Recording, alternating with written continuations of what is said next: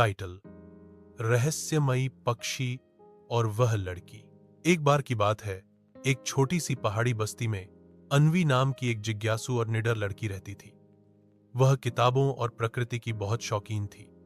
हर सुबह वह जंगल की ओर निकल जाती, पेड़ों, फूलों और पक्षियों की दुनिया को निहारने।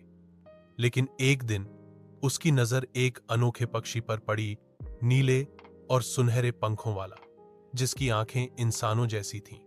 वह न तो किसी किताब में पढ़ा था, न ही पहले कभी देखा। अन्वी धीरे से उसके पास गई, लेकिन पक्षी एक झपकते ही गायब हो गया। अगले दिन फिर वही पक्षी मिला, इस बार थोड़ा और पास आया। कुछ दिनों तक यह सिलसिला चलता रहा।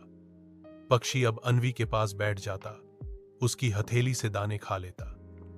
एक दिन पक्षी ने अपनी चोंच से अन्वी की हथेली पर एक पंख गिराया। वह पंख चमक रहा था, मानो उसमें कोई रहस्य छिपा हो। उस रात अन्वी ने वह पंख तकिए के नीचे रखकर सोया और उसने एक सपना देखा, एक पुराना महल जिसके द्वार पर वही पक्षी बैठा था।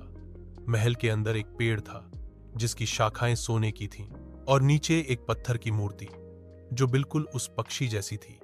सपने में आवाज आई, जिसने विश्वास किया वही सच्चाई तक पहुंचेगा।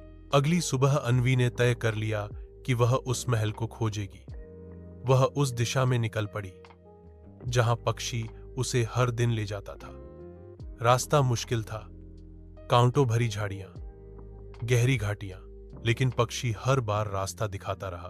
3 दिन बाद अन्वी एक रहस्यमयी दरवाजे के पास पहुंची।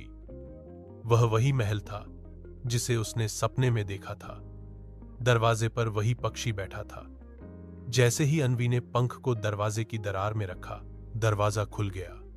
भीतर सब कुछ वैसा ही था, सोने का पेड़ और पत्थर की मूर्ति। पक्षी ने उड़कर मूर्ति के सिर पर बैठते ही जोर से गूंजती आवाज निकाली और मूर्ति अचानक जीवित हो उठी। वह एक प्राचीन रक्षक था जिसे वर्षों पहले श्रापित कर पत्थर बना दिया गया था। पक्षी उसी रक्षक की आत्मा था जो अपने असली रूप में लौटना चाहता था। अन्वी के साहस और विश्वास ने उसे आजाद किया। रक्षक ने अन्वी को आशीर्वाद दिया और महल के ज्ञान व रहस्यों को समझने की शक्ति दी।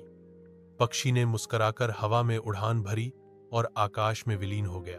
अन्वी लौट आई, लेकिन अब वह सिर्फ एक साधारण लड़की नहीं रही। वह रहस्यों की रक्षक बन गई जो पक्षियों की भाषा समझ सकती थी और जंगल के रहस्य जानती थी। लोग उसे अब नीले पंखों वाली लड़की के नाम से जानते थे। समाप्त।